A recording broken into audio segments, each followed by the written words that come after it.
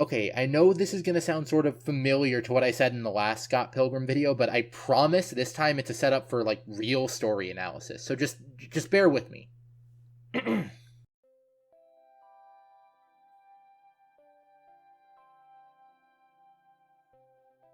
Scott Pilgrim is a story about being in your 20s. That is to say, it's a story about change. It's about recognizing and accepting that the shape your life currently takes won't last forever. It's about coming to terms with who you've been, taking stock of the parts of you that you want to keep and the parts you don't, and using that knowledge to move forward into who you're going to be. Hopefully having made amends for those nastier parts where you can, and making peace with them where you can't. So it only makes sense that the arc we see Scott go through is tied to his willingness to change and his ability to confront himself on his own shortcomings. When the story starts, Scott is kind of a huge piece of garbage, and for the most part he seems pretty aware of and okay with that being true. This isn't to say he's a complete monster, of course. He seems to show some real guilt over his behavior with Knives at the start of the story, and is disgusted by the idea of doing anything with her beyond holding hands. But when he's called out for it by Kim, he just sort of mocks her for her concern. And by the end of the story, he's certainly not a star citizen, but he's largely a decent enough person. He's confronted his demons, he's started on the path to making amends with his friends for the hurt he's caused them, and while Scott and Ramona do get back together after defeating Gideon, by this point she isn't a prize that Scott wins for beating him. Instead, Scott sees Gideon for what he is, an abusive asshole who tries to control everything and everyone so that they can never leave him, never hurt him. Scott understands Gideon, and his decision to kill him isn't in exchange for the prize of Ramona's love, but rather Ramona's freedom. So, seeing the whole arc of Scott's change throughout the story laid out, when does it actually begin? When does Scott start taking his first steps and becoming the kind of person who won't date a teenager in his mid-20s? A very important moment could be when Scott decides to stop running from Roxy in the 4th book and fight her himself. It's the first time Scott really tries to face his problem head on, instead of hoping for someone else to bail him out, and it's a major turning point for his relationship with Ramona. But it's not the first change that Scott makes in the story. The change I have in mind is much earlier on, much smaller of a moment, but arguably even more important. When Scott first crosses paths with Ramona, it's in a dream he's having. She tells him that he's dreaming as she skates past him, and he wakes up. At first, he just chalks it up to being a weird dream, and while he's annoyed that he was shut down when he tried to talk about it, he isn't too obsessed with things yet. It isn't until later on that day, when he's at the library with Knives, where that changes.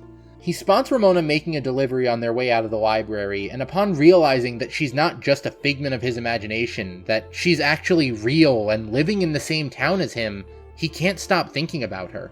The next day, when his friends drag him to a party, he asks around about her, and when he finds out that she might be there, he scours the house until he's able to track her down and have a conversation with her. When that conversation goes over horribly, he makes a plan to get another chance. He finds out that she works for Amazon and orders some CDs, then manages to catch her dropping them off at his door and strikes up another conversation, this time managing to ask her on a date, bringing him to the attention of the League of Evil Exes and kicking off the larger narrative.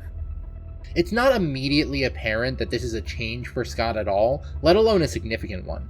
After all, we've only just been introduced to Scott. We don't know him prior to this point. It's hard to justify saying some of the only behavior we've seen from him is atypical for him. But as the story progresses in future graphic novels, and we get more and more glimpses of Scott's past, we learn some key details about him that serve to highlight the growth he's been going through. And one thing that's made very clear about Scott Pilgrim is that he's an extremely passive person. We get to see the beginning of Scott's friendships with a lot of people extremely important to him at different points in his life. Steven Stills befriends Scott because the two are roommates in college. He starts hanging out with Julie when she and Steven start dating, and he meets his ex-girlfriend Envy, a major character in the 3rd graphic novel, because she's Julie's roommate. Wallace, Lisa, and Kim, all to varying degrees, force Scott to be friends with them. While he doesn't seem to really dislike them at first, he puts in no effort to being friends with them, and after some time he just sort of gets used to their presence in his life. Even his newer relationships are very passively founded. He only knows young Neil because he's Steven's new roommate after college ended, and he met Knives on the bus and helped her pick up her books when she dropped them. Then, judging from how their romantic relationship worked, he said yes when she asked him out. This isn't to say that there's anything wrong with starting friendships this way, but this passivity from Scott is the origin for a lot of the harm he causes up to this point. He likes the people in his life well enough, but he just doesn't care to go out of his way for them. Like his not telling Kim that he's moving away when they break up, or his complete disinterest in getting a job and helping Wallace in paying their rent. While he does try a little bit harder with people that he's romantically interested in, he never puts in any effort to understand what they might want from him as a partner, and just pushed his idea of their relationship onto them. And while that's also certainly true of Ramona, at least at this point, it's much more effort than we see him put in with anyone else in his life up until now. For some reason, Scott sees something in Ramona that forces him into action. Passivity just isn't an option anymore. Not if it could result in him never getting to really meet Ramona and get to know her better.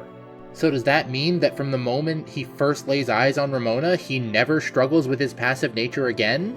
He's a good person from that moment onward? No, of course it doesn't mean that. Growth is never just a straight line from who you are to who you want to be. It's much more complicated. You're bound to have setbacks. Sometimes you'll relapse into your old patterns, and occasionally you'll just have a bad day. And Scott is no different. He still has his fair share of moments where he struggles to take an active role in his own life, like when he opts not to fight Lucas Lee, instead goading him into trying to perform an impossible skating trick, or when he briefly tries to get back together with Kim in Book 6, shouting about how uncomplicated things always were with her. But there are clear moments where Scott does decide that sitting on the sidelines won't be good enough. Like when he intervenes in Ramona's fight with Envy in Book 3, or the moment he faces Roxy in Book 4 that I mentioned earlier. It's an important moment specifically because it showcases just how much Scott has grown by that point, and that growth can be traced back to this very moment. And if you want an example outside his relationship with Ramona, we can look at Book 5. When Scott learns that Kim has been kidnapped by the twins, he barely waits long enough to shout an explanation to Ramona before he sprints out the door to save her. This comes at a really rocky point in their relationship too, and a Scott from earlier in the story would have stayed home and tried to convince Ramona that everything was fine, as that would be easier. But at this point in the story, Scott won't let his friends get hurt because of him if he can do something to stop it. And as for his morality, Scott arguably becomes a worse person when he becomes a more active person at first. The amount of harm a person can do goes up a lot when they're not thinking about their actions, as opposed to just not thinking at all.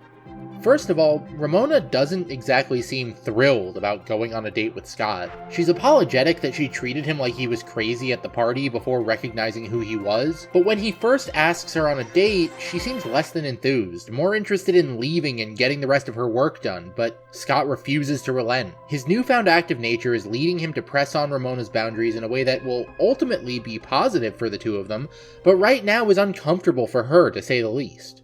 As if that's not bad enough, by asking her out here and now, he's also setting himself up to critically harm Knives.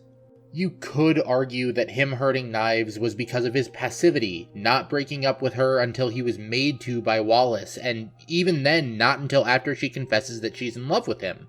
And while that certainly is true, he hurts her far worse and in a far more lasting way with his actions than with his inaction. Scott makes the active choice to date Ramona before ending things with Knives, and that breaks her in a way that takes most of the series, roughly a year of her life, to make peace with. But by the end of the story, when the two briefly reconnect, Scott realizes how gross it was for him to be in a relationship with her in the first place. Of course, he then tries to hook up with her since she's now an adult, but this is during him relapsing into his awful tendencies, and like I said at the start, he's not necessarily a good person even by the end of the series, just better than at the start, and growth isn't linear? In all seriousness, I think the final words spoken in the comic sum up Scott's view of morality, and I think the view of the series as a whole. So, we try again. It's an acknowledgement that being a good person is hard work, and it's work you're never really done with, and sometimes you just want to give up. Sometimes you do just give up. And as difficult as those times are, and as tempting as it is to just stay in those moments, the only way things can be better is if you pick yourself up, dust yourself off, and try again. And that isn't a mentality that Scott was capable of adopting at the start of the story. It's something he had to learn and try his best to internalize, and it's something you could only learn because of the first change he makes in the story. The change from watching your life pass by to standing up and taking an active part in it. It may sound like I'm making a very small moment into more than it actually is, and maybe I am, but so much attention is given to moments where characters finally break, when everything they've experienced comes to a head and they can no longer live their lives the way they had been. And rightfully so. Those moments are important and amazingly impactful when done correctly. But those moments aren't the entirety of a character's development.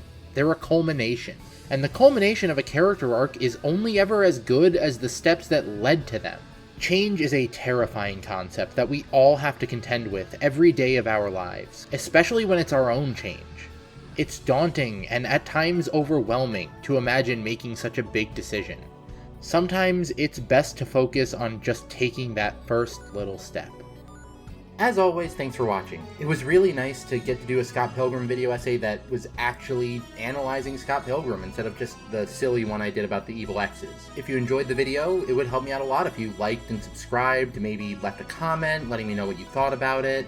Do you think I'm making too much out of this scene? Does this not count as a change to you? Let me know. If you want to see behind the scenes stuff about how I made this video, or if you want to see videos a little bit early, consider supporting me on Patreon or Ko-Fi. Everyone who does gets their name in the credits at the end of the video, like the people you're seeing right now. While you're at it, you might want to check out another video I made, maybe the Scott Pilgrim video I mentioned earlier. It is really fun, even if it's a little bit silly. Thank you so much for watching, and hopefully my next video won't take too long to come out. Have a great day.